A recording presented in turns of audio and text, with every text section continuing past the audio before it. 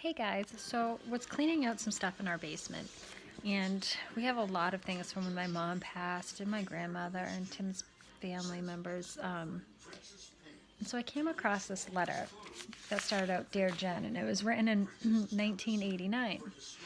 I'm going to read it to you because I feel like this is something that never gets talked about. And with our children, we need to be more vigilant. And I think that this could be an eye opener for some people. A lot of people wouldn't share this, but I kind of likes to share to perhaps maybe help someone down the road. So, as I'm reading this, I start to have memories of it. So, it says, Dear Jen, it has been 5 weeks since school ended. In fact, the summer is almost half over. I've talked to your mother several times, but for one reason or another, a time when I could visit has never come. I believe you and I, together with many others in the class, would like to forget the last 6 or 7 weeks of school. What happened was mostly my fault. Until April vacation, you thought I was, to quote on the back of your picture, the best teacher in the world. Then the touching or not touching issue developed. I told you and the other students that I wasn't supposed to touch any of you anymore. I told you because if I stopped touching you, I wanted you to know why. However, I did not stop because I believed and still do believe that Mr. Blank is wrong. That was the principal. Nevertheless, this, I'm sure, confused you. I, a person who you admired, was disobeying his boss. That probably lowered your respect for me. Also, you decide whether you should let me touch you. Also, you had to decide whether you should let me touch you or resist. I'm a fifth grader. A fifth grader. I'm sure that was very hard for you. Another difficult situation for you was being accused or hearing me be accused of letting you do things that other students wouldn't be allowed to do. Certainly, I did let you do these things such as chew gum or have food and drink at your desk because of your throat. Although the other students probably don't believe it, it could have let any of them do the same. They had a similar condition. I do not believe I let you get away with anything to which you were not legitimately entitled. I feel very bad about the way the school year ended. The thing that bothers me the most is that you were hurt and confused.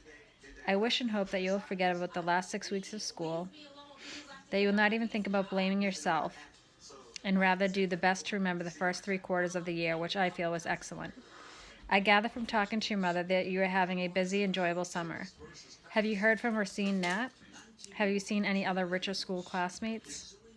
I'm enclosing some articles which I've been carrying around, which may be interest to you or your mother. Also enclosed is a health book in which you expressed an interest. I would much like to hear from you or see you. I would love to get a card or letter from you. Please remember, I still very strongly believe that you are a very special and exceptional young lady. Nothing that has happened during the last quarter of the school year changed that.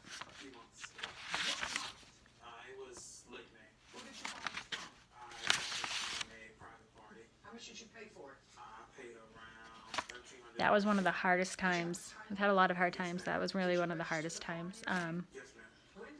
I'm hoping that he got caught and didn't do it to anyone else.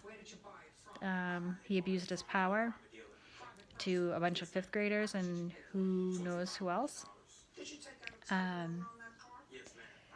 Yeah, so that's a letter that I've got from my fifth grade teacher. He liked to make you feel like you were his favorite student by letting you do things like he said, like chewing gum, having food in class. He would have you stay after and say that you're going to work on drama. And he wasn't a nice man at all. I remember when I had had surgery, he came to the house to try and visit me. Not normal for a teacher to do. And he wanted a hug before he left, and I refused to give him a hug. And my mom was like, "Why are you running from him? That's so rude, Jenny." Well, I didn't want his hands on me. In fact, I wanted him to die. But these are things that don't get spoken about. It can happen to anyone.